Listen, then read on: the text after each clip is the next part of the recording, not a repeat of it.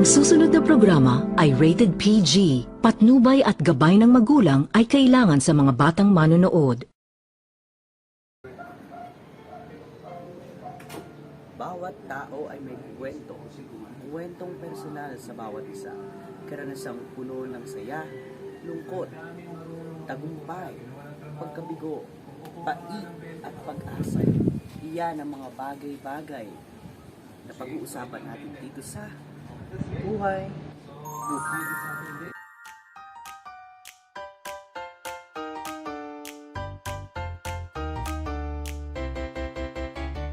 Sa unang pagkakataon, ating maririnig ang tinig at buhay-buhay ng unang sabak sa koleyo ng UP Diliman. Siya ay kasalukuyang mag-aaral ng Bachelor of Secondary Education major in Filipino. Isa sa mga pinakamasiyahing estudyante.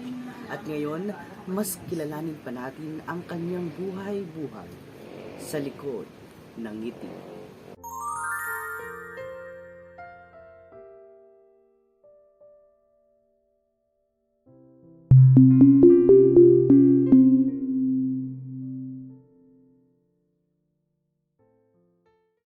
Again, maraming salamat Moses sa pagpapatuloy sa inyong tahanan. At ngayon, kapansin-pansin po mga kapamilya, kapatid, kapuso, nandito kami sa kanilang salas. At makikita natin dito sa isang side na to ay maraming litrato. So, ang tanong ko sa iyo, Moses, sa mga litrato na yan, sino o paano namin makikilala ang isang Moses Silverio? Ayun, alam mo, ngayong mag-20, mag-20 na ako sa July. Palagi talaga ako nanginigipag na nakikita ko itong spot dito kasi ito yung akin. At saka lagi din ako nasa doon. So, alas araw-araw. Nandun ako sa Quezon City. Pakamasdan mo kasi dito, kung ano ka ng bata ka. Ito, di ba, ito, meron pa dito. Ito yung, hindi ko pa ito alam, mga 1 or 2 years old ako dyan. No? Tapos, ito, 2011, graduation ng kinder. Tapos, grade 6, 2017. Tapos, ito naman, grade 10, nawawala yung grade 10 namin. Pero 2020 yun, I think. At yun yung pandemic na. Tapos, ito, yung pinaka-recent. No? July 14, 2023, one day, exactly one day bago yung birthday ko last. So, double celebration kami kinabukasan kasi July 15. So, pag nakikita mo itong mga larawan na ito, mabubuo talaga sa isipan mo kung anong kwento sa bawat litrato na to sa likod nyo, no? Sa bawat yugto ng aking buhay.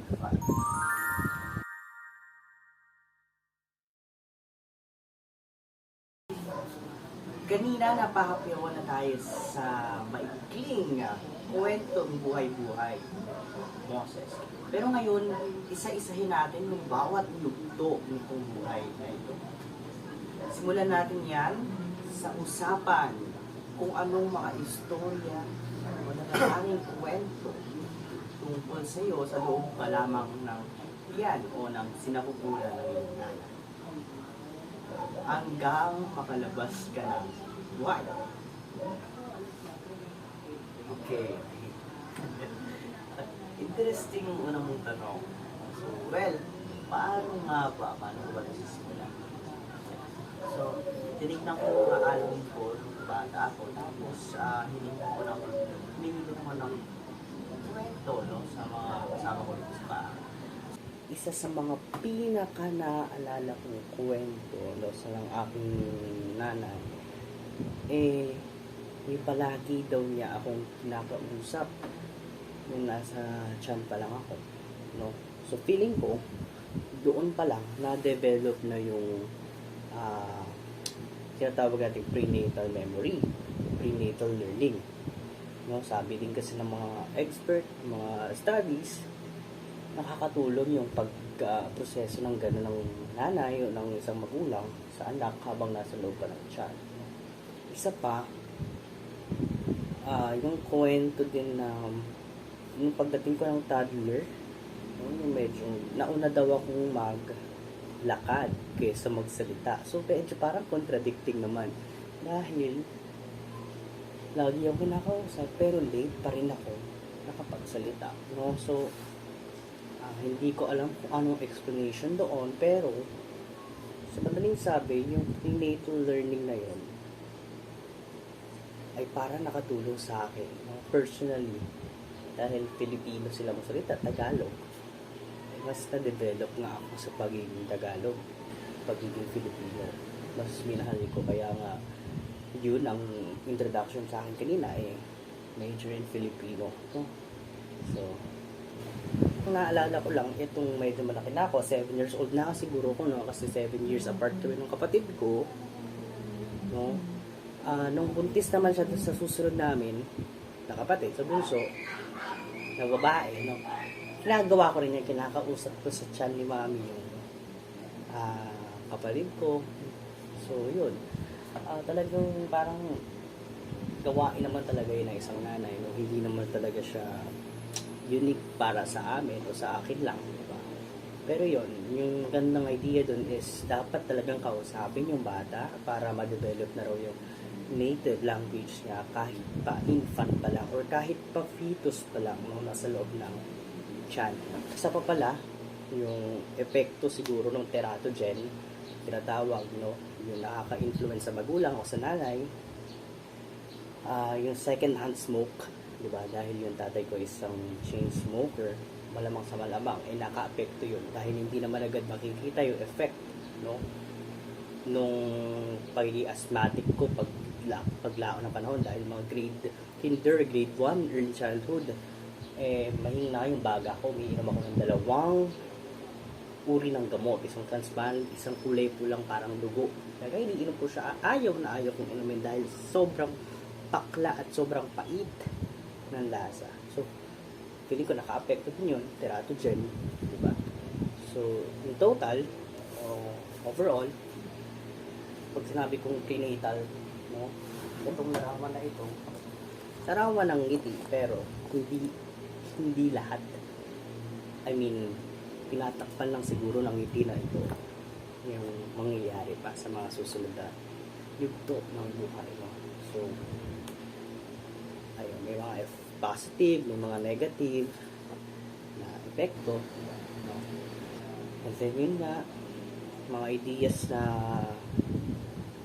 mahilig din ako sa siopaw o sa anumang mga ganyang bagay dahil dun din ako pinaglihi, no? Tsaka medyo mapismi ako ngayon, pero makikita nyo sa mga susunod nating episodes, so siguro susunod na parts ng interview natin, ay tawag dito, napakapayat ko nun dahil nga yun sa may primary complex, no? Nagka-primary complex ako nun. Ayan, so yun nga, umiinom ako. Tuberculosis kasi siya ng mga bata, yun yung sinasabi nung sinerch ko, pero dito ko lang nalaman yun na yun nga, primary complex, dahil na-recall ko lang siya. Sabi nila mga, parang may primary complex ako narinig noon, parang tumatak siya sa isip ko noon. So yun, sinerch ko na siya nung mga bandang grade 12, last year siguro, 11 ako, no? Ayan, so napakarami ko nang nakuwento, no, buong buhay ko na agad. Pero yun, kung prenatal, kung tatanungin o nasa sinapupunan pa lang, ayun yung mga bagay.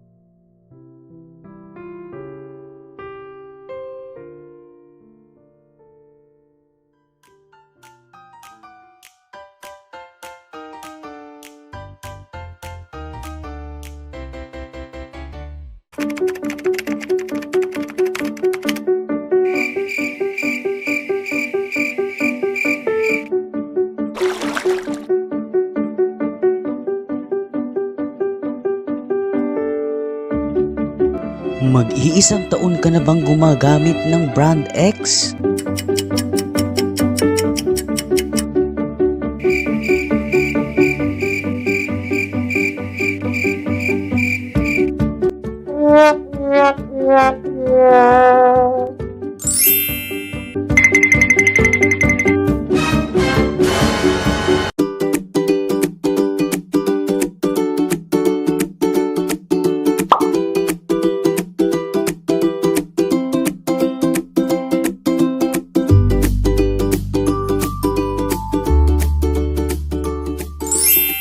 Cetaphil. Hashtag Cetaphil works. Every age, every stage, every day. Moses Christian Silver. Huwag magkamali. Para kayo ang magpogi. Number 1. Laro ng barkada at pamilya. Services. Family Feud. Lunes hanggang Biyernes bago mag 24 Patrol.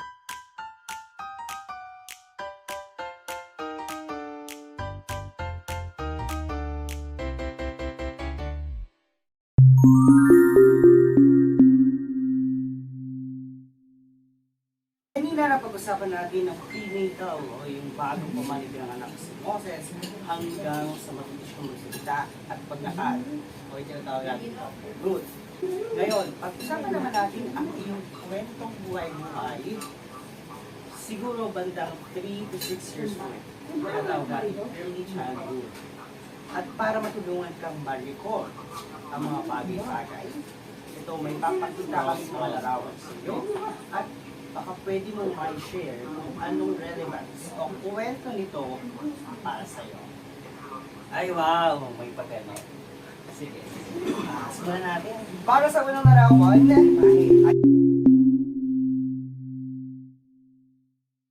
early childhood ko talagang naglalaro sa usapan o sa idea ng play-based learning. No? It's either informal o yung sa mismong kali nga. Kaya itong picture na to nasama no? Yung unang picture ka. At pangalawa, yung formal, no? Yung mas formal, yung nasa loob ng school. So kung titignan natin, play-based learning sa kalye, talagang masasabi kong batang kalye ako lumaki. Dahil pagkatapos umuwi ng school, no, syempre papasok ka sa umaga, pag uwi mo, kakain, syempre half day kasi half day, kakain ka, pagpapatulogin na ako, hindi ako matutulog dahil gusto ko na lumabas siguro mga ganitong oras, no, alas 2, alas 3 ng mga panahon na yon, mainit na pero hindi ganito katinding init, no. Ayun. So, after nun, tinatawag nila akong marami akong alipores dito sa bahay kasi marami akong mga kakilala, mga kaibigan, no, kalaro sa labas, sa kalye, na para ako yung nagiging lidera nila. Okay. So, pag sinabi natin play-based learning kasi ito yung parang holistic, diba? Holistic na approach na makikita natin na nagkakaroon yung bata ng isang sense kung paano mabuhay sa mundo, no? Kalimbawa, yung mga laro namin noon na free play, yung mga bata mismo, yung mga sila mismo ang nagpapatatoy o kung ano yung magiging kalalabasan ng kanila play-based learning, diba? Hindi siya adult directed, yung sinasabi natin, pero ganun pa man, meaningful pa din, diba? Actively engaging pa din, kaya nga nag-uusap po collaborative yung nagiging approach, diba? At socially interactive, diba? So joyful pati kasi nga kayo mismo nakapag-isip ng laro. Halimbawa, halos lahat ng laro no, na sikat, piko, Chinese garter, patintero, batukang bola, pogs, yan, text, luksong tinik, luksong baka, pati yung mga bahay-bahayan, luto-lutuan, siguro dahil sa simulation ng real life scenarios, diba, sa kalye, mas naging strong yung aking skills pagdating sa pagiging independent as well as pagiging dependent, no? Independent dahil wala kayong kasamang magulang, wala kayong kasamang adult, walang nagbabantay sa inyo, at dependent in terms of your peers, sa iyong mga kaibigan, sa iyong mga kalaro. At isa pa pala, maganda isang punto rin na aking dadagdag na hindi ko pwede makalimutan. Sa paglalaro mo sa kalye na yan, hindi mawawala yung pikunan, yung galit, yung inis, yung emosyon ng pagkatalo, pagkalugi, o ano pa mang mga negative emotions na na-encounter mo dahil hindi ka sanay, ay hindi ka sanay na matalo. Ibig sabihin, yung idea ng sportsmanship ay hindi mo pa ma-develop agad-agad. Lalo na kapag ganitong nasa free play based learning na walang nag-guide sa inyo. So, nagawa nun, kapag ganun, kayo din ang magtutulungan pagkakalaro. Diba? O minsan natatapos yung paglalaro nyo dahil napikon yung isa, uwian na. Ganun yung mga nangyayari. So, yun yung isang part ng aspect talaga ng pagkabata. Na sa tingin ko hanggang ngayon naman, ganun pa din ang mga bata ngayon. Yun lang, hindi na sila laking kalye. Mas laking gadgets na sila. Okay, ang ganda experience yan, no? At hindi ko na patatagalin. Ako na tayo sa next picture. Please!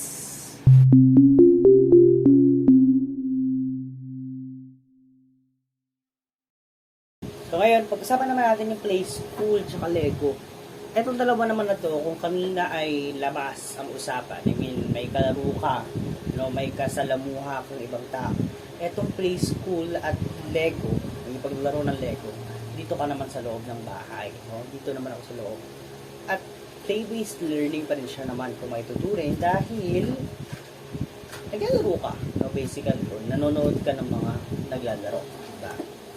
So, simulan natin sa play school. Yung play school kasi na yan, isa yan na Australian, no? Australian TV children show.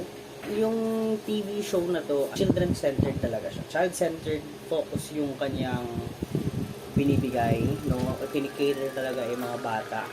Lalo na yung early childhood o yung mga nagsimula ng daycare, pag grade 1, grade 2, grade 3. Sa intro pa lang, nandun na yung tawag dito, yung mga characters nila na ginawa nila ng puppet. So, na minsan ay nakakausap nila.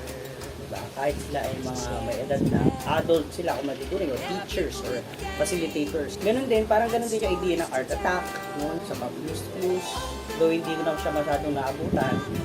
Dora, diba? Si Dora, tinuturo din niya iba pang wika or ibang language, Spanish, diba? Hindi lang siya entertainment, kundi edutainment. No? Education, at the same time, entertainment siya or entertaining siya para sa mga bata. So, ito ay isang halimbawa ng guided. No? Kahit na hindi ka man actively or hindi ka man talaga involved, pero tinuturuan kasi kayo eh.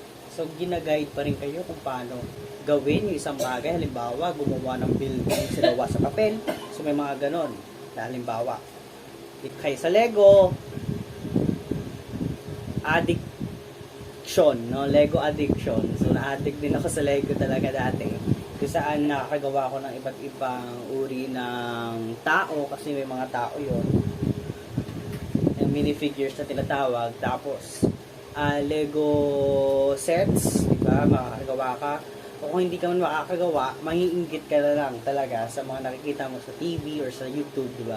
Na mga Lego sets na hindi mo mabili kasi mahal, diba? So, pero ang point dito is may natututuhan ka something through games or through laruan, toys, diba?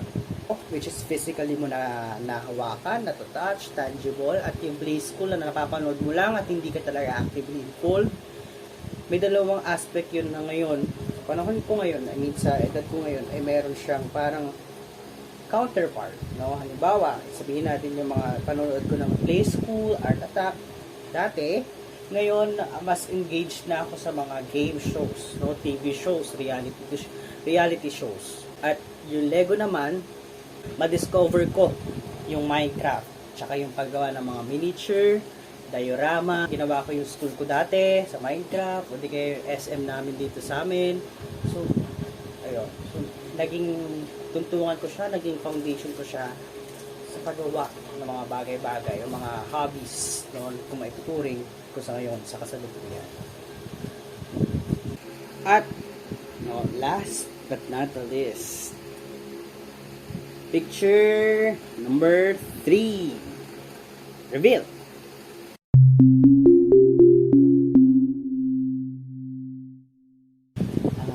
blackboard dapat yun kasi noon, way back then, no, sa likod namin, pag ilalaro yung tatay ko ng darts, meron kasi yung scoreboard, no? Sa ilalim ng dartboard. Yung scoreboard, nakatulad ng picture kanina. Pero siya ay blackboard no? So, minsan, pag walang tao sa likod, o walang naglalaro, pumupunta ako doon mag-isa. And then, parang may kakausapin ako, no? Nawala naman talaga. Hangin ng kausap ko.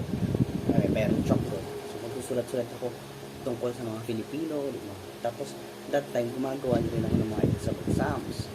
Okay? So, tinatype ko na siya.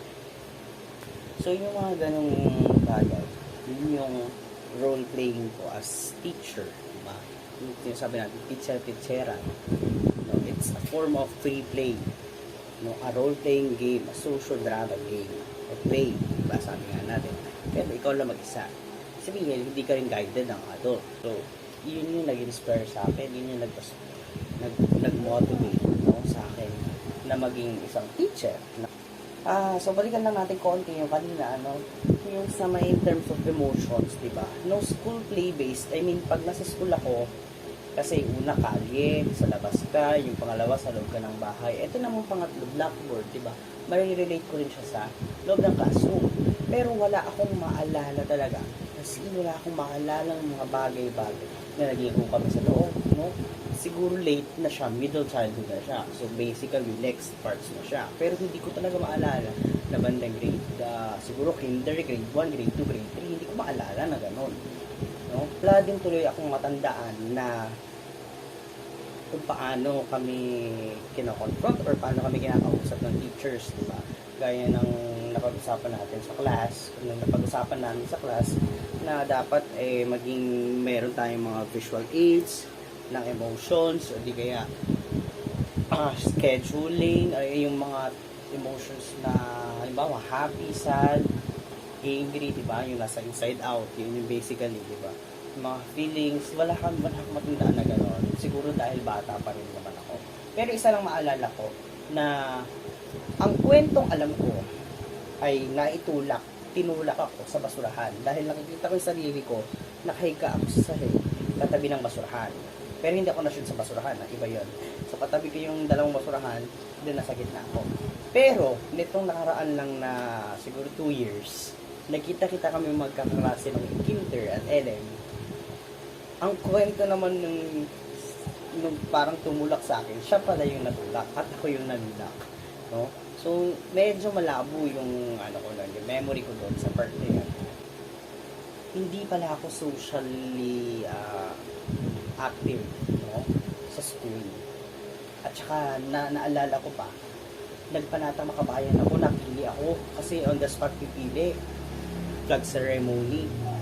Nagpanata makabayan, hindi ko kabisado kung anong pinagsasabi ko. Para ako nag-gibberish. Yun yung nangyari sa akin. Yun yung maalala ko talaga kasi hindi ko talaga hindi ko ma-express yung sarili ko talaga. Isa pa yung lahat naman siguro tayo may kwento ng bata na early childhood, lalo kinder, grade 1, ganyan. Yung naano ka sa sarili mong hindi ka nagsabi na na-jebs ka, no? Na-jebs ka sa brief mo o sa panty mo na hindi ka nagsasabi, no?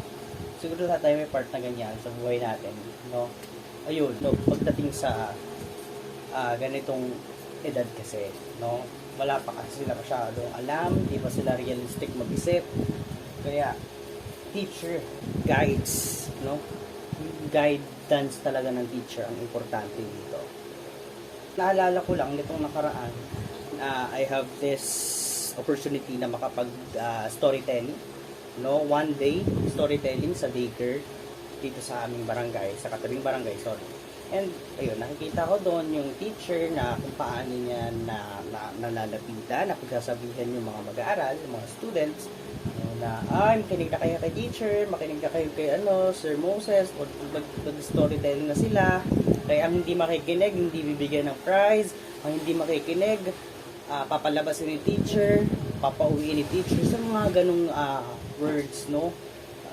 Ganun pala, paano hinaharap ng isang teacher na para positively pa rin naman dahil minsan nga rin, di ba? Kapag halimbawa, hindi nabigyan ng candy isa, syempre, tapos marami yung isa, bibigyan mo yung isa, di ba? Para hindi makaramdam din ng inggit. Basically, kung isa sumahin, yun yung mga kwentong buhay-buhay ko. Pag sinabi natin early childhood, no? Kalye, play school, Lego, at blackboard. So, ngayon, okay. So, sige, sabi ni Direk, magko-commercial muna tayo. Kaya, magbabalik pa po. Buhay.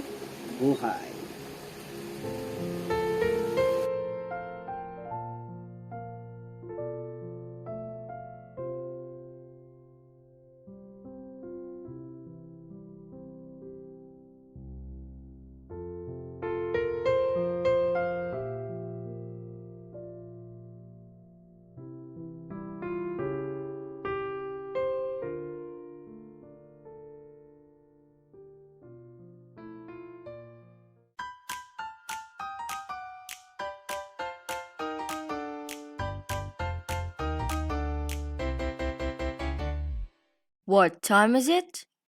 It's time for Bio Club. Here's your Bio Grandmaster, Moses. Sama-sama tayong mabaliw at maaliw sa mga nakakaloka at nakakatalinong tanungan. At baka ikaw na ang susunod na tanghaling Ultimate Bio Players. Right here on Bio Club! Sa gitna ng malawakang pandemya, lahat ay sinubok at ang karamihan ay lalong nalugmok. Ngunit sa kabila nito, walang sino man ang dapat mapagkuwanan. Tayo ay maging kaisa sa advocacy at sa paglaban sa digital divide, internet addiction at cyberbullying sa kasalukuyang digital generation. Tayo'y maging iba. Sama-samang tumindik Sa mga pagsubok na dala. ng sakit ng lipunan. Hashtag Ikaw ang bida, be the action.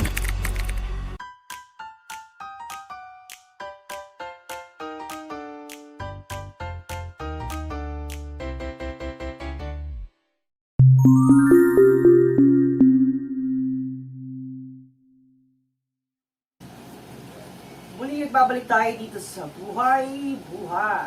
At kanina nga medyo naputol tayo sa early childhood o kwentong bata noong siya ay nasa kinder. At ngayon, hindi na natin patatagalin pa. Pag-usapan naman natin ang middle childhood stage. Yung sinasabi natin mula grade 1 to grade 6 o sa madaling sabi, noong elementary ka. Ngayon, susubukan natin mag-focus sa social emotional learning o yung tinatawag natin SEL. At para mas magabayan tayo, tungkol sa usaping ito, fresh from Zoom, kasama natin ang isang expert and specialist, isang developmental psychologist and currently an assistant professor sa College of Education ng UP Diliman na si Dr. MC Ramiro. Magandang hapon po, sir. Salamat po sa inyong pagpapaunlak sa amin naging imbitasyon na makasama at makadalo namin kayo ngayong araw sa ating unang episode ng Buhay. At bago ko po ibato ang mga katanungan ko na susunod kay Moses, maaari po bang mabigyan mo kami ng overview tungkol sa tinatawag nating social emotional learning, no? Dahil malamang ay bago ito sa ating mga home viewers, no? Hello, magandang hapon din sa lahat ng mga sumusubaybay sa programang ito. At ikinagagalak ko, no, na ako'y inyong naging inimbitahan para makasama ngayong hapon. Okay, anyway, tungkol sa SEL, yung sinatawag natin social emotional learning, no? Yung tawag pa lang doon, SEL, social emotional tapos learning, no? 2 words. According to Castle, SEL is quote, an integral part of education and human development. Ibig sabihin, lahat ng aspect, no, at process ng pagkakaroon ng sense ng pagkatao ng isang bata, yung identity niya, at pakikipagkapwa-tao o yung sociability ay na-acquire ng bata as in kinder to elementary students for further life endeavors. Kung sino siya, unti-unti niyang nakikilala ang kanyang sarili. kung paano kontrolin ang emotions dahil ang SEL nakafocus sa paanong matutuhan ng batang ma-manage ang kanyang feelings o yung mga nararamdaman. At dito talagang mahalaga ang guidance ng guardians at ng mga teachers sa school. Pati kung paano nila natutuhang magdesisyon. Siyempre, ang bata marunong magdesisyon, di ba? Halimbawa, simple example lang yung pagpili kung ano pipiliin niya, lollipop ba o laruan, di ba? So, ayun. Ganon din kung paano makisalamuha ang bata sa ibang tao, lalo na sa peers, dahil unti-unti na ito nagiging independent from his or her family at nagiging dependent na siya sa peers, sa mga kaklase niya, sa mga kalaro niya. Diba? At makikita rin natin dyan, konektado yung paano siya maki-empatya, makiramay. Yun yung term natin sa Filipino, makiramay, to empathize, diba? Kung sa nararamdaman ng iba. Okay? And to end my exposure, medyo napahaba ko yata. To end this, tandaan natin ang SEL ay isang proseso. It is a step-by-step, one-at-a-time process na maghuhubog, o hinuhubog natin yung idea ng pakikipagsalamuha at pagkilala sa emotions at sa sarili o identity nila ng mga bata as young people. Diyan po muna kayo, Doc, ha? For this time, sa screen, may makikita kang clue words naman. Kung kanina ay mga picture clues, ngayon ay word clues naman. At yan ang tutulong sa'yo para ma-share mo ang iyong kwentong buhay-buhay. No? Para hindi na magtagal pa, simulan na natin. At ang iyong first word ay self-awareness. So, let's see this na ako, gaya nung nabitin kong kwento, medyo nabitin ako kanina, na sabi ko nga, hindi ako sociable person. Sabi natin gano'n. Aware ako na ako ay mahiyain. Aware ako na ako ay nalileft out. Parang gano'n yung feeling. Pero hindi ako, aware din ako na part ako ng honor roll. So, lagi akong nag-excel pagdating sa academics. No? Aware na ako noon. And aware din ako na hirap ako sa mathematics. Hirap ako sa numbers. Hirap ako pag nagkukwenta, pag nagko-compute, pag nagka-calculate. Yun yung lahat ng mga hindi ko magawang bagay. Basta nakakita ko fraction, alam kong hindi ko na kayang gawin yan. So, aware na ako sa mga ganong bagay. Simula nung elementary pa lang, no? At hanggang tumanda, medyo ganun pa rin naman ako hanggang ngayon. And ang naiba talaga is yung social life, no? Mas naging sociable ako sa iba, no? Gaya nito, nakapag-share ako ng mas malaya. Gaya din ng mga nagiging hosting career ko nung high school, di ba? Nung late high school ko, no? Nag-host na ako sa school, sa intrams, di ba? Hindi ko magawa yun dati. Sabi ko nga, nakaraan, yung Panata Makabayan ko pa lang, hindi ko na mabilikas. Pero ngayon, nag-hosting ako without script, di ba? So, yun. Yun yung isa kong, ayun yung sa self-awareness. Next word natin ay, please, self-management. Self-management. Sige. Sabihin naman natin self-management, paano mo nare-regulate yung emotion mo? Basically, yun lang naman yun. So, regulation of my emotions. Ang tandang-tanda ko dyan, hindi talaga ako umikibo. Hindi ako umiimik. Unless, na-late ako o pa-absentin ako sa school. Dahil one time, grade 1, hindi kami dito nag-aaral. Sa Maynila kami, no? From 4 a.m., mabiyahe na kami sa Antrals papuntang Manila. So, early as that time, nagaganon kami. Pero way back, grade 2 naman, hindi na. Nagbalik na kami dito sa Bulacan. So, basically, nalate ako. Dahil nga, malayo. Siguro na traffic kami doon. Ang tanda-tanda ako nung nalate ako, umiyak ako ng umiyak. Magunggol ako sa iyak at hindi ako tumigil hanggang sa matapos ng klase. So, hindi ako pumasok. Kasi ayoko nung nakikita akong sarili ko na pinagtitinginan ako, bida ako sa kanila dahil late ako. Hindi bida ako dahil may ginawa akong maganda, di ba? Mali kasi yung pagiging late. Yung nakita kong early signs of my ganon. At hanggang ngayon naman, ganon pa rin ako. Ayoko ma-absent. Isa pa, hindi ako nagsasalita agad pag may kailangan, hindi kaya pag may nangyari. Okay? One time, di ba, ang kwento ko ay yung yung na-jebs ka sa shorts mo, hindi ka nagsalita agad. No? Self-management, mahina ako sa ganun siguro. Feeling ko hanggang ngayon ganun pa rin ako kasi hindi pa rin ako agad-agad nagsasalita, hindi agad-agad nagsasabi. Diba? So feeling ko sinasaloob ko lang, sinasarili ko lang yung mga bagay-bagay. Well, ayun, yun na-jebs ka, hindi ka nagsalita. Pero one time, may naalala din ako doon pa rin yun sa grade 1. Hinabol ko yung lolo ko kasi siya naghahatid sa amin. Hinabol ko talaga yung lolo ko palabas ng gate hanggang sa hindi ako palabasin ng gate ng guard. Tapos, isa pa, yung kain ng kinain. Sinubukan kong kainin lahat ng lunch ko ng grade 3. Pero hindi ko pala kaya. So, dahil medyo may masama pakiramdam, ayun, sinuka ko. So, lalo ako napahiya, di ba? Kasi hindi ko naman kaya. Tapos isa pa, sa sobrang curiosity ko nung bata ako, na hanggang ngayon naman din, yung coke ng kaklase ko na katabi ko, babae, maganda yung damit nila, puting-puti. Siyempre may coke siyang hawak mismo. Sabi ko, lalagay ka komento, sasara mo agad. So, nilagay ko. Sinaraya agad, pero sumirit pa rin. Siyempre, sisirit yun, di ba? Abnormal lang din ako nung time na yan. Talagang nadumihan siya. So, yun. Mga kwentong yun, talagang nakakatawa hanggang ngayon, pero, di ba, it's more on ano pag tinignan na analyze natin as ganitong professionally, di ba, pakikita natin may mali na nangyayari sa part na yun, na hindi natutuhan ng bata. Next word namin, responsible decision making. I-connect ko na lang, i-relate ko na lang yun sa coke nga, di ba, pinalagyan ko kanina, di ba, sabi ko. Ngayon, meron din akong nabato ng board eraser, di ba? Hindi ko man, ayun, nabato ko ng board eraser, wala akong nagawa. Dahil galit na galit ako sa kanya. So, umiyak siya. So, ako, ngayon, para akong feeling na masakit para sa akin. Kasi ayoko nga napapahiya, yung mga ganong bagay, ba? Parang hindi ko siya masikmura pag ganun yung nangyari sa akin.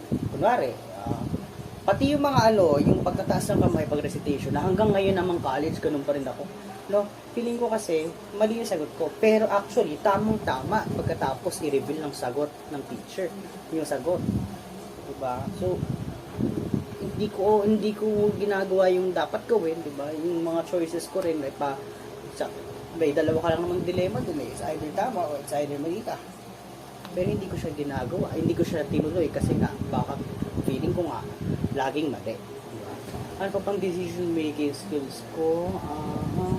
Actually, ito yung pinaka-vague ko na stage siguro kasi hindi ko rin alam bakit siya naging vague sa akin, bakit hindi naging malinaw.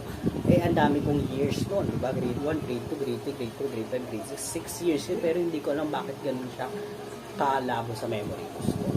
Siguro nga dahil wala rin akong social life at sarili ko lamang ang aking pagtanda. Diba? At isa pa palang magandang siguro decision making part na rin to, na mas pinili ko ang pag-aaral. I mean, study first talaga ako. Hanggang ngayon naman siguro, kasi hindi talaga ako nagkaroon ng jowa, hindi ako nagkaroon ng girlfriend o ng boyfriend ba. No? Hanggang ngayon po yun. So, NGSP ako. Dahil nakita ko yung academics, parang yun talaga yung gusto ko, kaya nga siguro din ako nag-teacher dahil gusto ko ng lifelong learning. No? Fourth word, please reveal. Relationships skills. Wala akong social life that time, na elementary, hindi na-develop agad. So, late bloomer ako dito, pagdating dito. May circle of friends ako, pero feeling mo naiiwanan ka sa magkakaibigan na yun, no? Pero, ang maganda doon is, this Sunday, magkakaroon kami ng reunion. Ibig sabihin, real friends sila kasi kahit ganun yung feeling ko noong time na yun, nagkikita-kita kami from time to time. Pero ang tagal, mga once in a blue moon, once a year lang talaga. Ang relationship ko din pagdating naman sa teachers ko ay okay naman. Feeling ko okay naman dahil hanggang ngayon nakikilala pa rin nila ako. Feeling ko lang naman yon, pero hindi ganun ka-close sa teacher ko nung high school at hindi rin ka-close sa mga naging kaklase ko tapos teacher ko nung elementary. Kumbaga sila, close sila ako. Medyo layo pa rin talaga. No, ganun yung feeling ko. Isa pa, hindi ko matandaan kung na-elect ako as officer. No? Pero feeling ko na-elect naman ako as officers na classroom. So, medyo doon na enhance na rin yung pagiging leadership, pagkakaroon ko ng leadership skills, no, pagiging lideran sa mga groups, di ba? So yun, relationship skills pa rin yun kasi sabi nga natin, pag relationship, sabi ni kanina ni Doc, ay nagde-depend na ngayon yung bata sa kanyang mga classes, sa kanyang peers, no? So medyo nade-develop naman na yun, pero paunti-unti lang. At ang last word natin ay ayan, social awareness. Dalawa yung punto ko dito. Una, okay, sa Manila kami nag-aral dahil some of circumstances, no? Hindi ko nababanggitin yung bakit, pero may dahilan siya bakit nung kami nag-aral. At isang dahilan doon ay financially stable kami at nanganak si mami para sa bunso namin. So doon, nagsimula na yung aking feeling ng pagiging kuya na rin, no? At dahil nga nagiging kuya na ako that time, nararamdaman ko na ay may pangangailangan ng aking nanay, ang aking pamilya, no, ang aming pamilya. Kaya tatanggapin ko na doon muna kami mag-aaral. Pero hindi naman yung implicitly na ginawa kong gano'n dahil wala akong alam na gano'n. So, bahala na kung anong ginawa nila sa akin, basta doon ako nag-aaral. Araw-araw kami lumuluwas. 4 a.m. Yun yung one point. At isa pa, bakit hindi ako nagkaroon ng birthday party celebration sa isang restaurant, no? Si Kuya sa McDo, 7. Ako wala. Si Iya sa Jollibee, 7th birthday din. Pero ako wala. At 8th celebration ko pa, 8th birthday ko pa ginanap dito mismo sa bahay. Pero marami din namang bisita yun. And grande pa rin kung matuturing. Pero hindi nga naman sa restaurant. Well, siguro naiintindihan ko siya that time. Connecta lang yun eh. After nung nag-grade 1 ako, siguro bandang grade 2 ako, 8 years old, grade 3, di ba? Financially stable pa rin kami. Pero naintindihan ko siya that time. Dito ko lang siya nare-reminisce na oo nga, hindi pala ako nakapag-birthday sa isang restaurant. Diba? Kaya bahala ko talaga.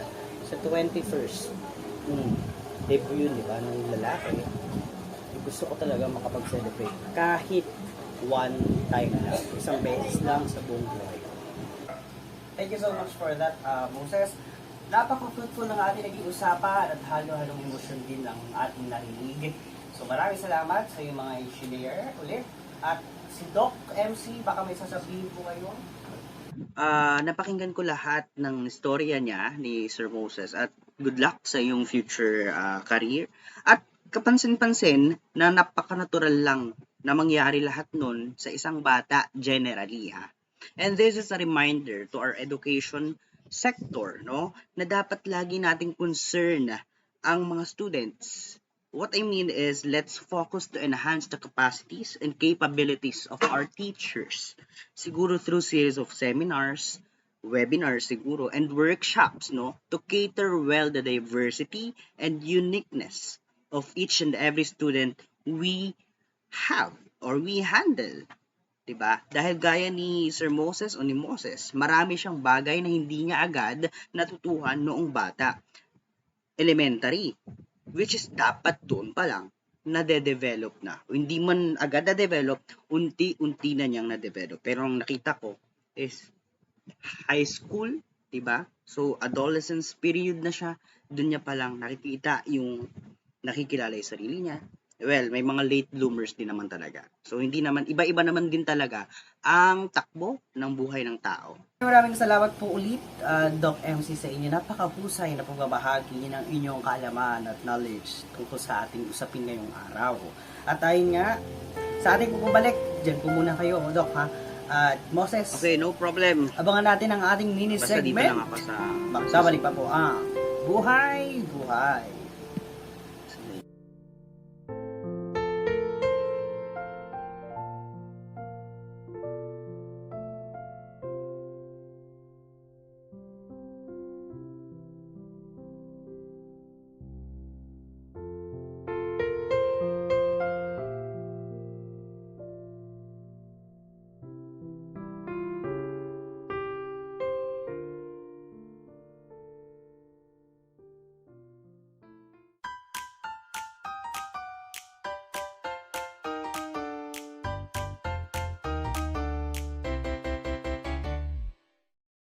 Matuto at mag-aral kasama si Kuya Moses Christian sa paborito nyong kasama tuwing Sabado ng umaga dito sa Science Tips. Tag-init na at dessert baka nyo? Samahan tuwing Sabado si Moses at Christian sa pagluluto at paggawa ng cool and refreshing desserts dito sa The Hungry Show.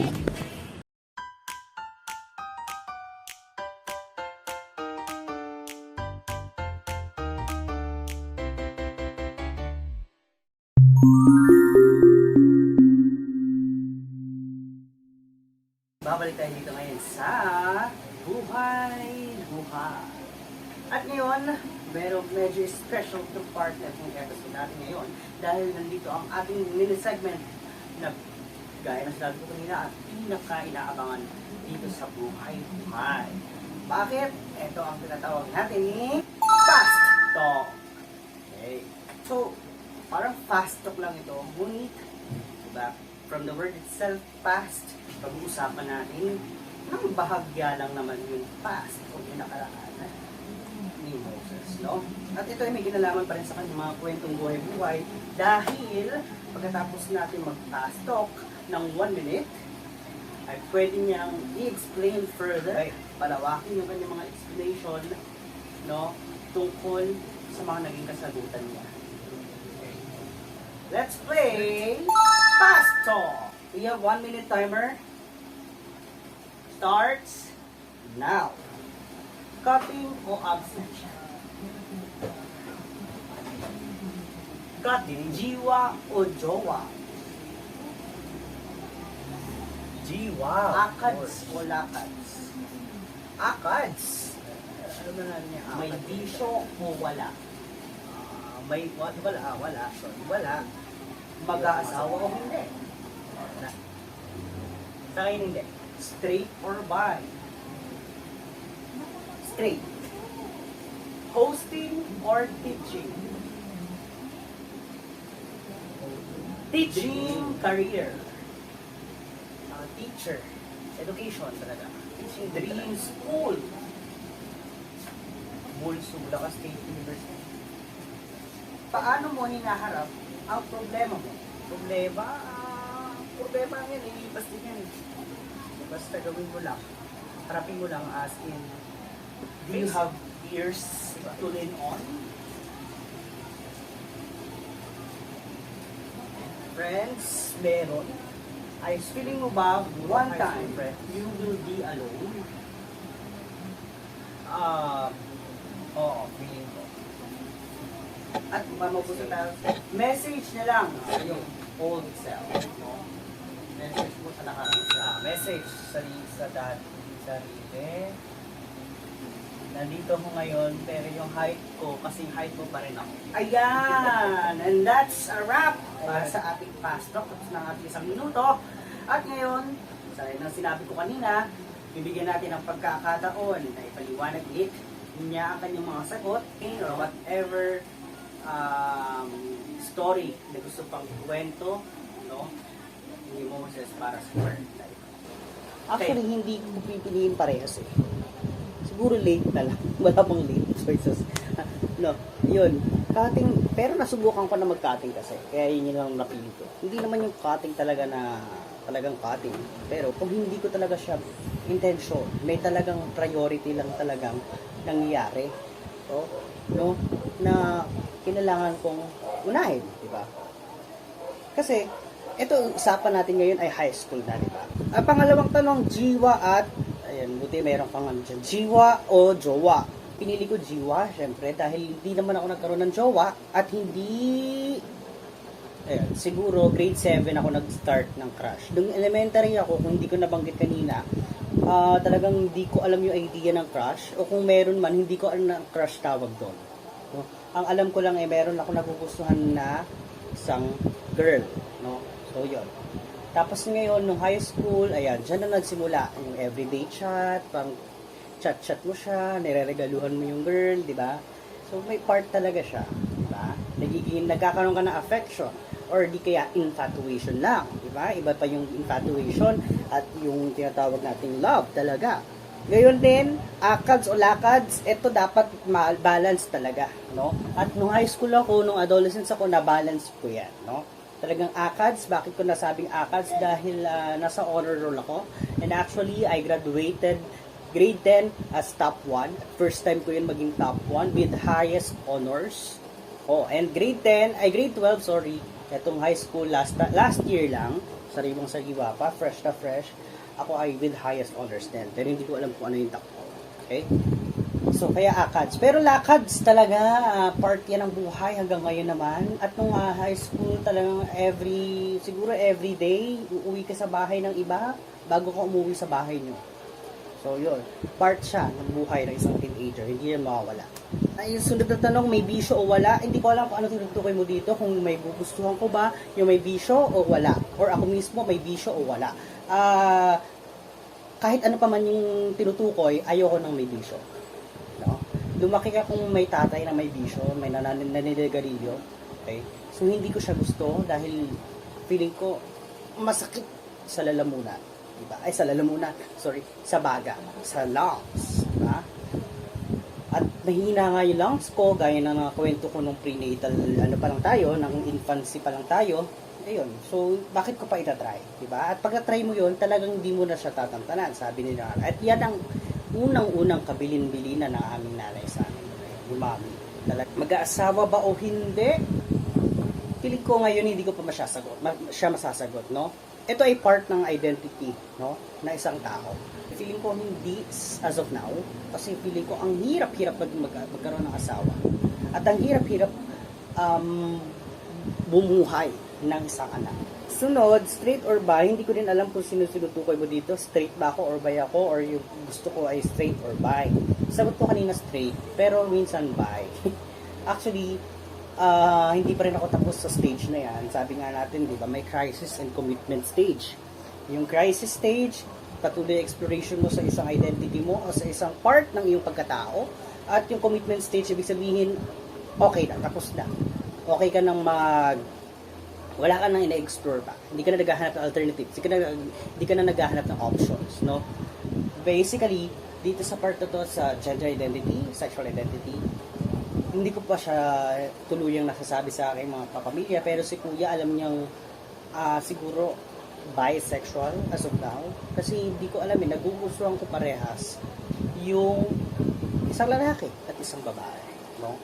So, to be honest na lang din. Pero ayun, that's not good enough pa para pag-usapan ng malaliman dahil nga hindi pa ako tapos sa stage na yun. As of now, straight ako, and then girl ang aking hinahanap or aking siguro gustong ligawan o gusto maging kaibigan and then eventually maging girlfriend o jowa, no? So all throughout naman no high school days hanggang ngayon talagang girl ang aking hinahanap.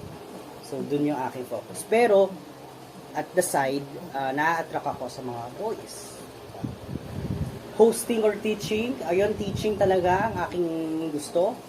Ako, connect ko na rin yung sunod na tanong, di ba? Yung dream career, talagang teaching ko ang aking gusto mula sa pool. Nung ako'y bata, pero nung high school ako, lalo kong nalaman kung ano yung career path ko. No? Na teaching talaga. And yung hosting, biglang sumingit yan, biglang parang nag-pop sa aking personality. No? Mga Christmas party, grade 8, no, Christmas party, ako nag-host. Siguro, by the time ng pagtanda pa, baka gawin ko siyang sideline, di ba? Hindi naman masama. At ang picture naman talaga ay public speaker. Ibig sabihin, para din silang host. Gumagawa rin sila script everyday. Diba? Dream school naman ang tatanungin. Wala po akong dream school mula bata. Hindi ko nga alam kung ano yung University of the Philippines. Sinasabi ko sa sarili ko, bakit meron parang UP, merong Diliman, merong Los Baños, sarili ko gano'n. Ano yun? Bakit ang daming UP? Yun talaga, dito ko lang nalaman, bandang high school ko na lang nalaman na may ganun nga pala. Pero ang iniin ko talaga ay yung Bulacan State University dahil tanaw lang namin dito sa labas namin. So, Nag-apply ako, nakapasa naman ako nung nakaraan, di ba?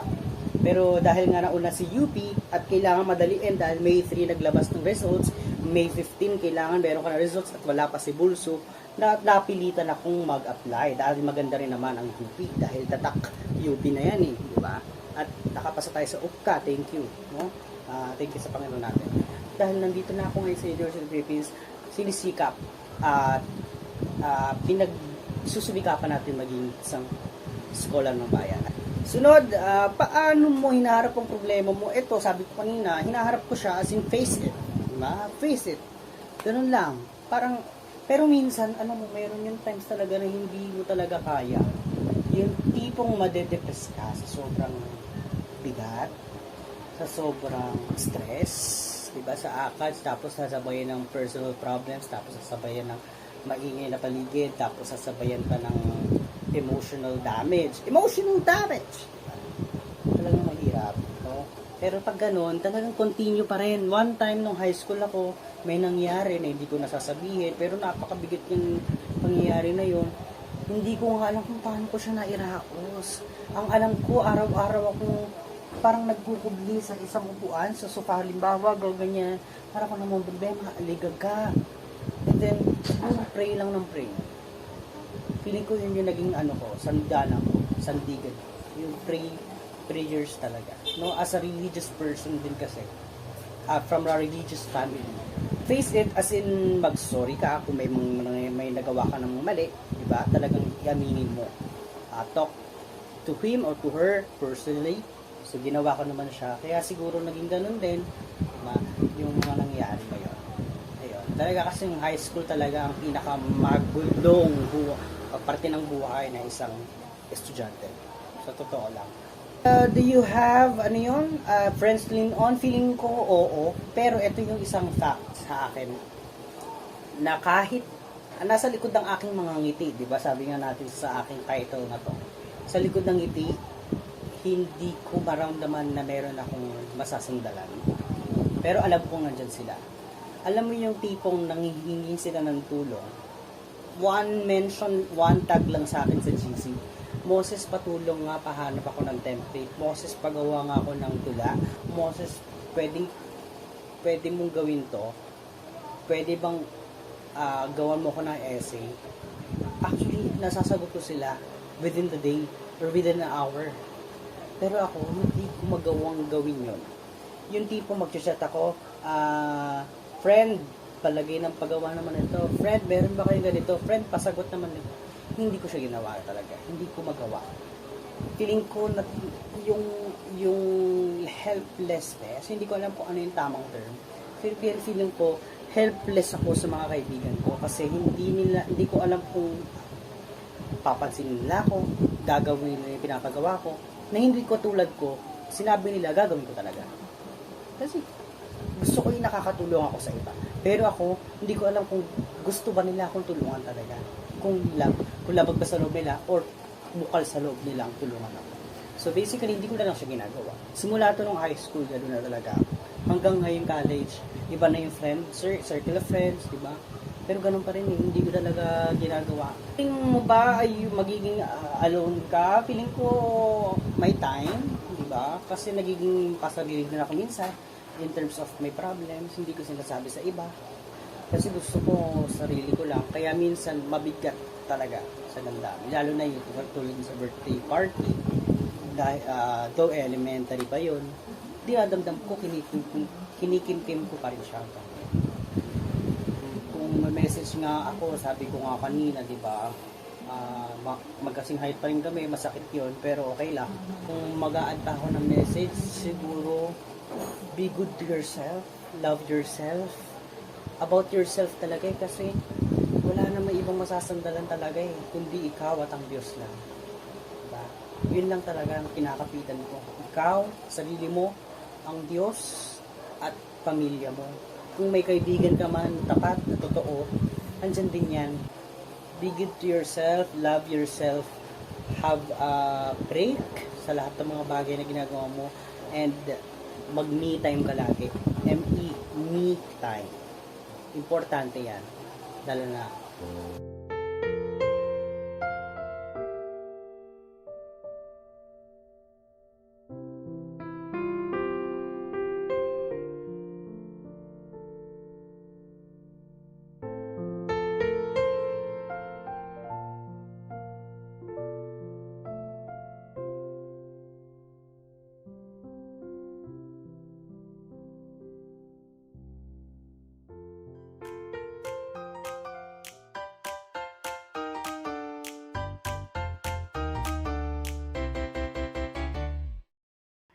Knowing and applying safety precautionary measures before, during, and after an earthquake will let you survive this disaster.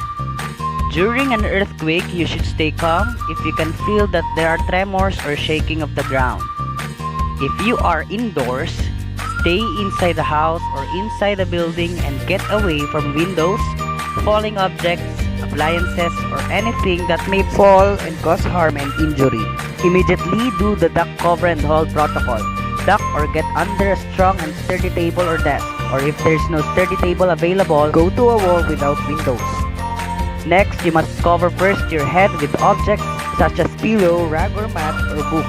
Otherwise, you can protect your head and neck with your hands and arms if there is no available. Lastly, hold on. Hold on your shelter for balance as the tremor will include great shaking. Makisabay sa kantahan. I feel Makihula sa mga palaro. Oops! Out of turn! Minus 5 seconds. At mag-uwi ng laksa-laksang papremyo. Tumataginting na 30,000 pesos! Kasama ang paborito niyong tropa tuwing tanghalian. Muli, kami ang inyong kasama tuwing tanghalian. BDS 12 noon.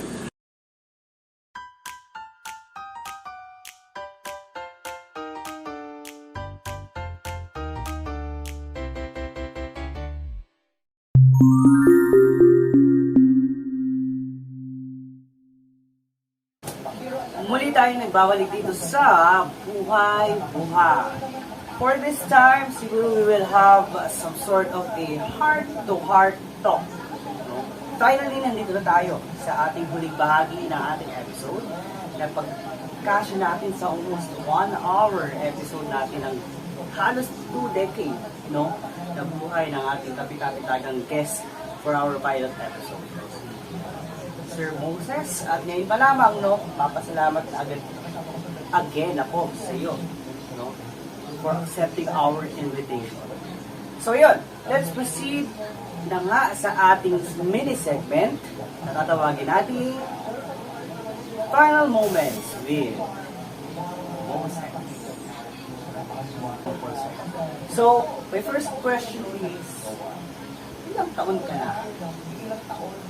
O what is age for you? When we say age, hindi yan chronological lang, no?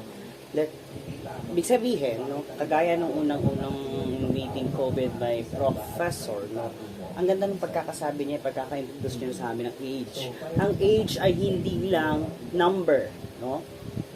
Kumbaga, ako ngayon ay 19 years old. Yes, that is my age. That is my chronological age. So basically, ako ay nasa stage na ng emerging adulthood or early adulthood stage. Period. Diba? Pero maganda rin natin tignan yung iba pang kinds o types o uri ng age. No? For everyone's attention sa lahat ng mga nanonood, no? We call this chronological age. Meron din tayong physical or biological age. We have also psychological or cognitive age and the psychosocial or social age. Okay? So, physical. Ako ay isang hindi ganun katangkad. So, parang yung age ko doon ay hindi tumutugma sa aking yung height ko ay hindi tumutugma sa aking age. Isa yun. Sa pa, yung parang facial features ko minsan, pag nawalan ako ng bigote, talaga mukha akong bata. So, mga ganon. At isa pa, sa health naman, no, nakasalamin na ako. Ano ibig sabihin nun? Medyo may problema sa mata, no? Pwede rin naman tong genetics or hereditary, diba? Tapos, meron din tayong tinatawag na yung sa cardiorespiratory natin, yung cardiovascular and respiratory systems natin ang madalas, no, tinatarget ng adulthood na madaling humina. Isa yun sa pinaka sa akin, no. Madali akong hingalin, no, basically. Akit lang na hagdan. Eto nga, nagsasalita lang ako, hinihingal na ako. So, yun yung age ko. Siguro ang age ko pagdating sa, sabihin natin, physical or biological age, mga nasa 30s o 40s na ako. Psychological age, cognitive, yung pag-iisip natin, no? alam natin ang matatanda o adulthood ay memory loss ang kanila, isang parang normative problem, no? Yung parang halos lahat ng matanda ay nararanasan to. Hindi ko nila lahat, pero halos lahat. At isa ako dun sa mga ganun na parang may mga times na rin, no? Hindi naman to unique sa akin kasi halos lahat din naman. Kahit sino naman siguro pwedeng makalimot. Pero ako kasi minsan talaga nalilimutan ko, halimbawa, nakaganyan yung salamin ko. Asan yung salamin ko? Hahanapin ko gano'n. So minsan ganun talaga, no? Hahanapin ko yung salamin ko pero nandito lang pala or di kaya nakasabit ko ito. Mga ganung bagay. So, pati yung susi ng dorm, pag nakalagay na doon sa loob, nakasuksok pa sa cabinet, bago ko isara yung pinto, nakalak na yun bago ko isara siya, makikita ko yung susi nandun pa hindi ako makakapasok ng dorm, diba? So mga ganung bagay. Tapos, ayun, so pagdating sa cognitive naman, yung pag-iisip or intelligence, feeling ko naman nakakahabol na ako kahit papaano. So parang okay na ako sa STEM era ko. So mag-use era na ako since teacher din naman ako. Basically doon talaga ang path, di ba? So feeling ko na-enjoy ko siya tulad ng kasaysayan, ng mga Filipino subjects. So feeling ko pagdating sa cognitive age, no? Cognitive stage natin ay mga nasa, ako ay 19, no? Mga nasa, naglalaro din sa same age ko, no? 19 din or 20, mga ganon, no? Based on my expertise, sa mga expertise ko. Kasi may expertise din tayong tinatawag, which is, yun naman yung parang alam na alam mo na, no? And based on skill acquisition, kung paano ka makakuha ng gain ng manibagong skills, no, makapag-learn ng different abilities o new abilities. Halimbawa, pagluluto, hindi ako marunong magluto. Halimbawa yun. Feeling ko nasa age ako ng 15, ibig sabihin late ako, sobra, no? 15 years old. No? Feeling ko naiwan dun yung mga bagay na yun. Pero in terms of new acquisition talaga yung mga halimbawa, pagtuturo ng ALS, no? Ayan. So, recently, I was teaching ALS. Hindi na ako nakabalik. Sobrang busy. Pero, this summer, no, o this vacation, kahit short lang, makabalik ako. No? Hopefully, para makapagturo ng mga Filipino subjects, no? Yun ang bilin sa akin ng teacher ko dun sa ng co-teacher, no? Co-teacher ko dahil tinatawag na niya akong teacher at tinatawag niya akong volunteer, no? Teacher sa aming barangay, sa aming subdivision. So basically yun, ang age ko ay 15 to 19, no? Age range. Okay. At lastly, social age, since nga nakapagturo na ako ng ALS, syempre ang mga tinuturuan ko doon hindi lang bata, hindi lang kasing edad ko, talagang may mga matatanda, no? Sabihin natin mga nasa motherhood, yung mga nanay, talagang kasama nila yung mga anak nila, no? Kasama nila yung anak nilang nag-aaral doon, nag-aaral sila, nagsisikap sila. And napakaganda ng pakiramdam na nagtapos sila. Nasaksihan ko yun na kahit Facebook lang, post lang ni Sir. Sabi ko, ang sarap sa pakiramdam pala na kapag ambag ka kahit papaano ng knowledge mo sa kanila, no? Even you are not yet professional, no? Nandun ka pa lang pero ang ganda, ang laki ng tingin nila sa akin, no? Ang taas ng tingin nila, sir ang tawag nila sa akin, no? Dahil nakapag-ambag ako ng kahit papaano yung idea, no? Halimbawa, pandiwa, pangalan, mga ganyang Filipino basics. Sabi nila, ang laki ng pasasalamat nila sa akin. So, napakasarap sa pakiramdam no, na sila ay gagraduate ngayon ng high school level. So, magsi-senior high level pa sila. Okay, so basically yun. Social age nga, yun nga, yung pakikipasalamuha natin. And ito pang isang medyo nakakalungkot naman, no? Feeling ko rin, part to na pagiging adulthood yung is na kailangan mo makiramay, no? Sa mga nawalan, sa mga namatayan, no? Kasi yung isa ko pong grade 12, no? Friend, colleague last year ay namatay nitong weekends or nung Monday. So, ngayon talagang napauwi ako para dumanaw, para makiramay, no, sa pamilyang naiwan. At iyon, kaya ang feeling kong social age ko ay nasa 40s. Okay, thank you for that wonderful explanation. No? For my second question, paano mo na-feel or paano nagbago sa age mo ngayon ang mga bagay, no? Kaya na usapin ng love, care, and wisdom. Sa adulthood kasi nagpo-focus yan sa love, care, and wisdom. Yun nga yung nabanggit niya. Medyo younger adult, then middle-aged adult, tapos yung parang generativity versus despair, parang ganon, no? So, yun yung wisdom. Pero ngayon, titignan ko siya, no, as my age, first love. Unang-una talaga, nung tumuntong na ako ng college, naramdaman ko yung love, no? As I said, ng mga nakaraan, hindi ako nakapag-birthday, no? Ng bonggang-bongga. And that love, I felt that, no, ngayong college naman din. Kasi every time na I go back to my dorm, lagang aligiga sila sa pag-prepare ng mga pagkain, hindi ko naiintindihin yun. No? Sila na bahala doon. At hindi lang naman din doon, love ko din kasi sila. Pamilya kong ito. No? Talagang kakaiba. And as a matter of fact, I will attend a concert, fan meet, no, ng Enhypen, a K-pop band, on Tuesday, May 28. At napakagandang regalo ito sa akin ng aking tita. No? Bukod doon, yung cellphone kong ginagamit ngayon, mag 3 years na, yung laptop ko na ito, regalo din sa akin ito mga to. Hindi ko naman to kayang bilhin nung wala sila. So, feeling ko, give back ko agad to, no, sa aking pamilya. That's my love. And in terms of my romantic love, parang wala na akong parang hindi ko na siya tinutumbok, hindi ko na siya ini-aim as of now. Kahit ganitong age na ako, feeling ko wala talaga eh. Meron o wala, continue lang ako sa buhay. No? Yun yung pagdating ko sa romantic love. Next, care, no?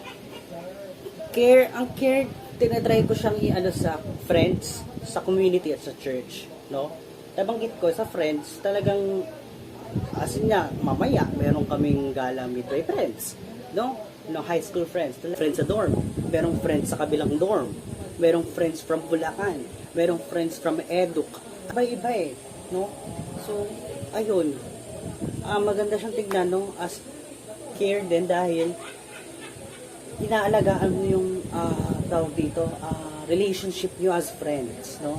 At meron din akong care sa community. Pag sabi natin community, paano ka nagsiserve sa community?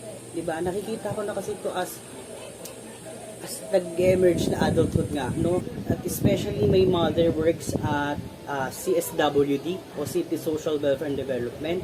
Tumutulong siya sa mga solo parent, mga senior citizen kung paano makapasok ng mga makakuha ng ID, makapasok sa mga social pensions, no?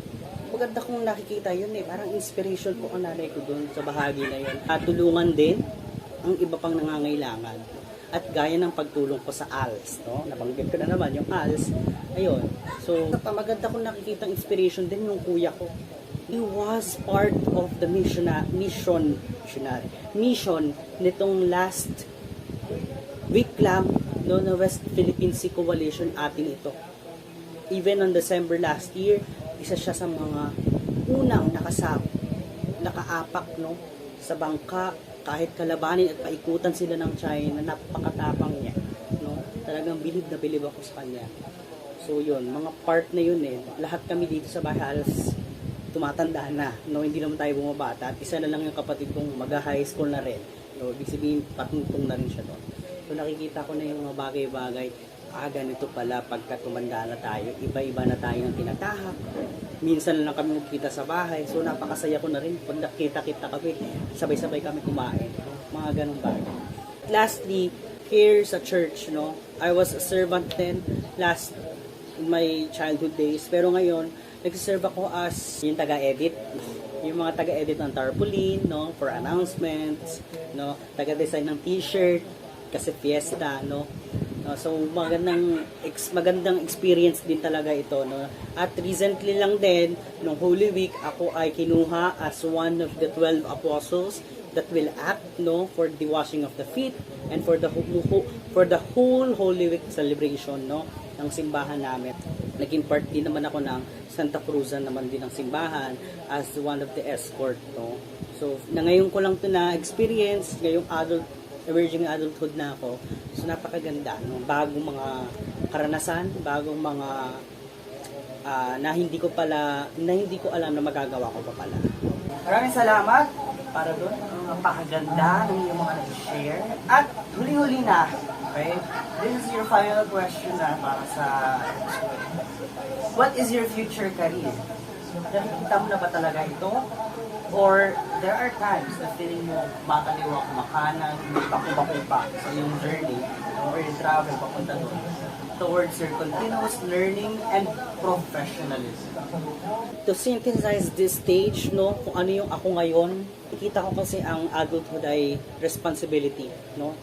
Ibig sabihin, meron ka ng responsibilidad sa tunay na mundo, sa realidad, no?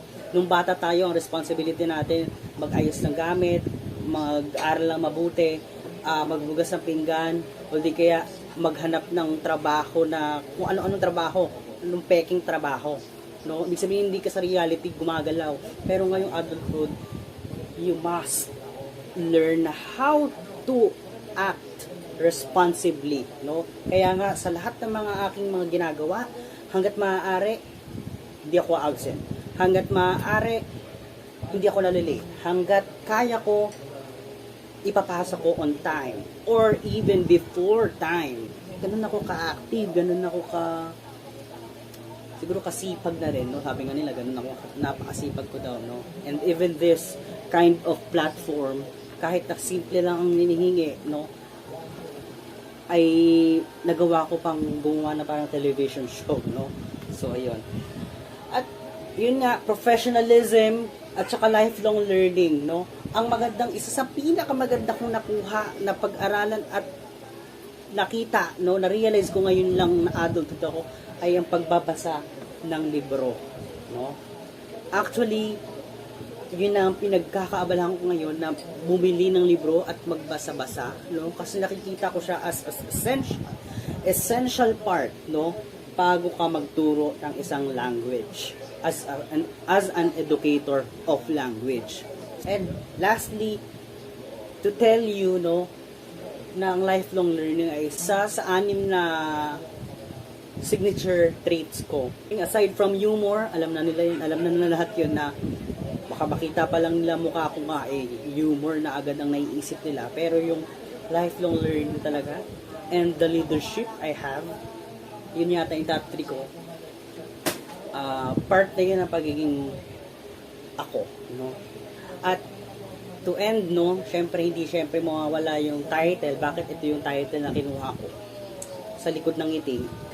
Kahit ako'y masayahin, humoristic na tao, nasa dulo ng aking character strengths ang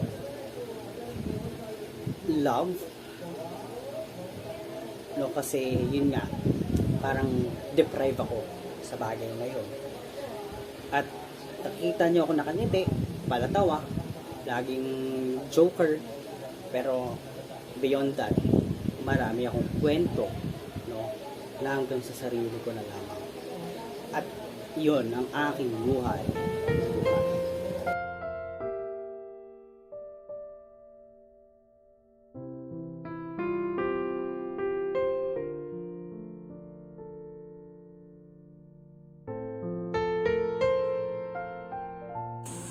Ayan, napakaganda ng iyong mensahe, no? Napakabunga din ito, no? Para sa iyong sarili, para sa aming mga tagapakinig. At this time, gusto ko lang, no, huling-huling request ko lang, no? Ano yung parang nakikita mo sa future, paano nagagamit itong napag-aralan mo o itong mga experience mo na ito, no? Mula infancy, childhood, adolescence, at adulthood, no? Paano siya i-visualize, i-vision, no? Sa iyong future students o sa iyong future career as an educator or teacher. Okay, thank you for that wonderful question. So, how did Lifespan approach help me, no, to understand all of these things, no? Especially ngayon nasa first year pa lang ako. So, paano ko siya parang yung futuristic na dating, no? Para ma-vision ko yung mga bagay-bagay, especially to my students, no, to my future students, no. unang-una, syempre, ma-understand, no? May nakakatulong to developmental psychology to understand the various problems or various hurdles, no? Sabihin na natin mga pwedeng maliliit o malalaking bagay na nagagawa, no, ng mga bata dahil sa kanilang edad, no? Yun yung bakit ganun sila kumilos, bakit ganun sila umakto, no, sa kanilang edad. Kaya nga sinasabi natin minsan, laki-laki mo na, ganyan ka pa rin kumilos, no? Ang tanda-tanda mo na, bakit ganyan ka pa din, no? Pero may mga background pala sila na pwede nating tignan, pwede nating i-analyze, no? Kasi nga, psychologist din tayo mga teachers, kaya nga tayo kumuha ng ganitong subject o course, di ba? So yun, nakikita natin na meron silang mga problema pagdating halimbawa sa age, no? Ibig sabihin, nandito yung cognitive, social, emotional aspect, no? Yung well-being nila doon sa age na yon. Ganon din kung ano yung language nilang natutuhan, no? First language nila, ano ba yung second language nila, diba? Of course, malaki din effect or impact ng motivation kung paano sila nagmo-motivate mag-aral. Diba? Ganon din, yung culture nila, syempre kung saan sila nanggaling. For example, halimbawa, meron kang estudyante na galing sa isang rural place, pero ikaw ay nagtuturo sa urban. So, bago lang siya, bagong dating siya sa urban area. So, hindi niya gamay yung mga ganitong pagbabago, no, at the first hand. So, makikita natin yung ma-observe naman natin yon throughout the school year, di ba? And lastly, yung mga family background, di ba? Isa pa yan sa pinaka, halimbawa, baka mamaya merong nangyari, no, sa kanyang kapatid, sa kanyang magulang. So, bakit ganun yung mga pagkilos niya, no? So, all in all, yung physical, mental, emotional, social growth ng bata ay nakikita natin dahil sa developmental psychology. And, ayun, so, matutulungan tayo talaga niyan as future teachers. Kaya maraming salamat sa iyo, napakagandang mensahe, no, para sa iyong sarili at para na rin sa amin, no, Moses. At para lang mas magabayan ka pa at mas magkaroon ng mga insights, no, at realizations sa iyong future career, tawagin muli natin ang isang ating resident developmental psychologist sa ating programa na si Dr. MC Rabilo to give his final words and final messages at ganun din yung kanyang synthesis, no, pagdating sa ating naging usapin ngayong araw. Doktor? So, narinig ko yung mga sinabi ni Moses. Tama, no, napakaganda ng sinabi niya kanina na, well, makakatulong talaga itong developmental psychology to understand your students, no? Kung saan sila nanggagaling baga, no? Yun yung point natin dito. Kung saan sila nanggagaling at the first place at kung ano yung nangyayari sa kanila ngayon, no? Sa kanilang stage na yon. For example, sabihin natin childhood. Kaya sila malikot, kaya sila mapaglaro, kaya sila gusto lang maglaro, hindi nag-aaral masyado. Dahil yun yung kanilang perspective sa buhay. Doon sila kumukuha parang ng motivation, di ba? Doon ang gagaling, sabihin natin. Gayun din kapag sinabi natin adolescents, no? Bakit naman sila masyadong parang nagsiseryoso na, di ba? O bakit panay love life ang pagdating nga lang ng grade 6 o grade 5, meron ng mga love life na de-develop sa kanila. No? Dahil yun naman yung kanilang stage din. Nag-explore na sila ng kanilang role. Diba? Yun nga yung sinabi natin. No? Yung una ay general teaching. Diba? Ang teacher may role na kung paano ka talaga as a teacher magturo, as an educator. Pangalawa, teacher as a counselor. Yun yung pangalawa kong point. At pangatlong point ko ay teacher as an external parent or our second parents. So, yun yung tatlong point. Unahin na natin general teaching. Well, the primary role, no? Sa dami-dami ng role ng teacher sa Pilipinas, lalo na, ang primary role ay magturo. Okay. So, I borrowed this quotation, no, from Ames and Ilg. So, hindi ko alam paano basahin, no? So, in appraising growth characteristics, we must not ignore environmental influences, cultural milieu, siblings, parents, food, illness, trauma, education. So, parang ganun yung sinabi kanina ni Moses na yung mga bagay na nakakaapekto no? Environmental influences 'yon, no, na kailangan natin pagtuunan ng pansin bilang isang teacher, isang guro ng hinaharap, no? Ibig sabihin sa isang classroom setting para yan palengke.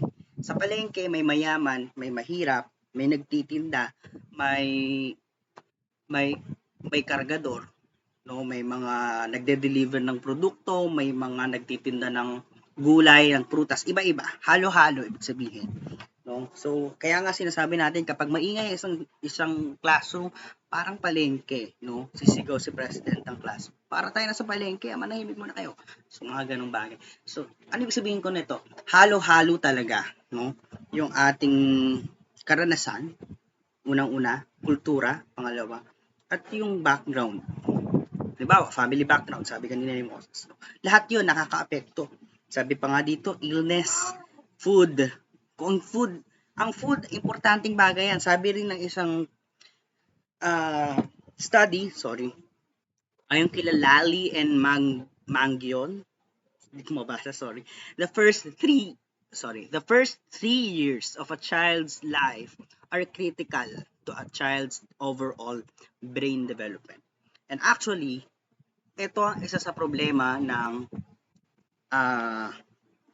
EDCOM 2, no? Sabi sa EDCOM 2, unang-unang problema nila ay yung ECCD or yung Early Child Care Development, which is hindi enough ang feeding program ng ating gobyerno sa ating pagpapakain o sa ating mga estudyante. At hindi nito na-achieve yung kailangan na parang nutritional requirement or yung parang nutritional achievement, no? Kaya medyo mahina ang mga bata dun pa lang. Sabi dito sa study na to, 3 years of child's development ay importante, no? Actually, nakaka-apekto yon sa whole life journey nila, no? For example, isang bata natuto na agad magmano, mag-opo at po sa kanyang murang edad, hanggang pagtanda dadalhin niya yon. All in all, ganun nga yung nangyayari dapat, no? Una, titignan natin yung background nila, saan sila nanggagaling, no? Nakakatulong ang developmental psychology doon, at kung ano yung mga kailangan nilang ma-achieve sa early age nila, no? Sabi dito. At pangalawa, no, part pa rin ng general teaching, pero ito kasi ikaw ay nagme-major ng language, no? Gusto ko i-point out din yung sinasabi naman nila Vygotsky at Piaget. Okay?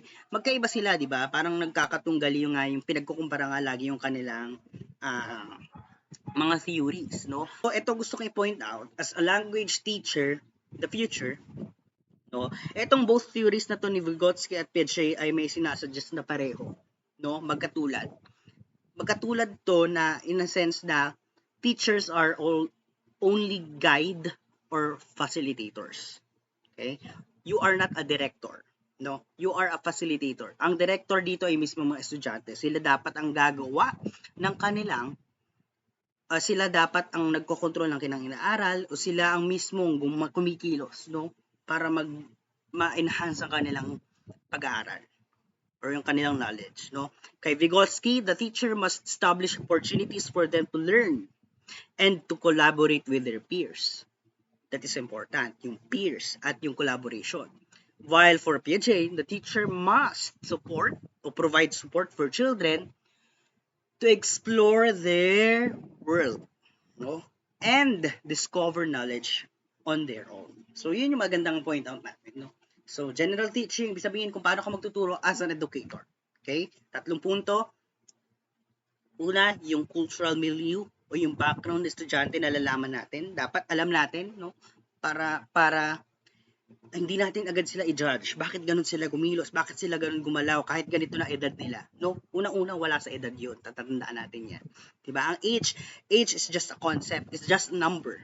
No? Mayroon tayong mga tinatawag na iba't ibang age. No? Ayon kay Jessel, Jessel's theory, parang sinasuggest niya dito na ang age ay hindi talaga akma sa kung ano yung edad ng bata na yon. Sa number ng age ng bata na yon. So iba talaga, hiwalay, no? Maaaring dahil siya ay transcendental, ibig sabihin masyadong advanced, no? Or dahil siya is gifted, or baka naman siya is special, di ba? Hindi natin malalaman agad. So, be careful with our own words din. Pangalawa, yun nga, sa language teaching, dapat alalahanin din natin yung nature and nurture, acquisition and learning ng language. Also, yun nga, yung theories na sinasuggest na teachers are just facilitators or guide. Pangalawa, na punto ko ay yung sa counseling, no? Ang teachers ay counselors sometimes, no? Pero dahil nga minsan talagang magulo ang mga bata, no? Especially ang counseling ay nangyayari talaga kapag nasa middle childhood to adolescence. Talagang dun malala yung parang yung bata na nag-explore talaga ng todo, no? Moral development lang naman ay sinasabi lang dito kung paano na-acquire ng bata o ng isang tao yung kanyang moral beliefs, moral values, no?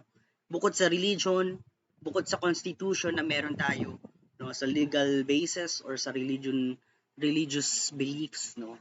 So paano niya na-apply din sa kanyang sarili. So we are not just teachers to teach, but we are parang tayo rin ang gumagawa, no? Nagbi-build ng kanilang character, no? Pero dapat ito ay natututuhan din sa bahay, sorry. No?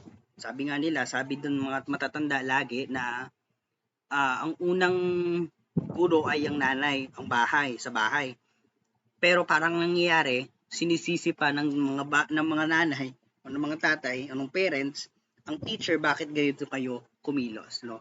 Pero at the first place, dapat sila ang nagturo nito sa bahay pa lang, di ba? Paano natin matutulungan ng mga bata to guide them, no? To support them in whatever way na kaya natin as teachers, no?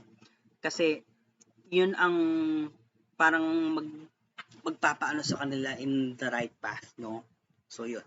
At isa pa yung positive disintegration theory ni Dabrowski. Sinasabi lang nito na yung isang tao ay merong dinidisintegrate, no? Parang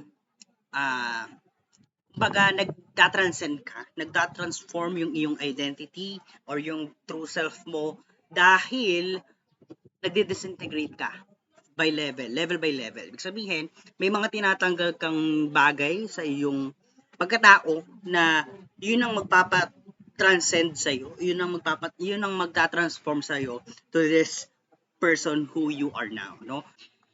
And pangatlo, no, teacher as the external parent, no? Dito, titingnan lang natin naman kung paano ba nakaapekto, no, yung psychosocial Erikson psychosocial theory naman, no? So babalikan ko saglit, no? Ito yung mga punto na nakuha natin mula sa interview, no, sa kabuuan ng episode. Infancy and toddlerhood, ang focus natin dyan is nutrition, teratogens, and labor and delivery, no? Dito sinasabi ni Erikson yung trust, no? Ibig sabihin yung bata ay nagkakaroon ng trust na yung mga basic needs niya like nourishment at yung affection mula sa magulang ay dapat makamit, no? Trust versus mistrust, no? So yun yung sinasabi lang ng trust. Secondly, early childhood, autonomy. Ibig sabihin, nagkakaroon ng independence sa lahat ng mga tasks ang bata, no? Initiate in different activities or guilt kapag hindi nag-success, no? Kaya sa play-based learning, pag hindi nila nagustuhan ang mga kalaro nila sa bata, di ba? Pag yung mga bata nagkaaway, nagde-develop ngayon yung dealing with negative emotions. I mean yung negative emotions. That's why we have also social emotional learning, no? Kaya mahalaga din sa childhood ang industry, no? Yung industry na nagkakaroon sila ng self-confidence sa mga abilities nila. At kapag hindi, nafe-feel nilang inferior sila. So that's why may mga bata din na feeling inferior, na hindi masyadong nakikihalubilo, talagang tahimik lang, di ba? Yung mga nakatakip lang ng panyo, mga ganun. So mahalaga natin tingnan lahat ng aspekto eh. Kaya sa isang classroom, tinitingnan natin sila not just as a whole, dapat tingnan natin sila individually. So mahalaga 'yon na bawat isa ay kilala natin. Then meron tayong adolescents. Ito yung mahalaga para sa mga katulad ni Moses na secondary educator, no, na secondary teacher, dahil talagang masalimuot, no, na magulo ang buhay ng isang adolescents. Nandyan yung risky behaviors, poor decision-making skills, strong identity crisis, yung career guidance, importante yan, at yung depression, suicidal attempts, or fear, anxiety. So, lahat yon doon pumapasok. So, ano sinasabi ni Erickson dyan na nagkakaroon nga, identity versus confusion, nagkakaroon ng experimentation ng mga bata pagdating sa kanilang rules sa buhay at identity, no? Yung kanilang personal development, no?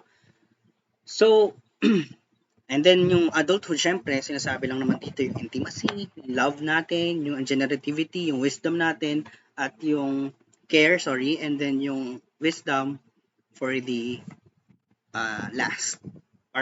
the latter part of our lives, no? So overall, sinasabi dito kung paano nakakaapekto ang society at culture, no, sa internal conflict natin sa sarili natin, no, sa ating psyche or sa ating sariling isip, no?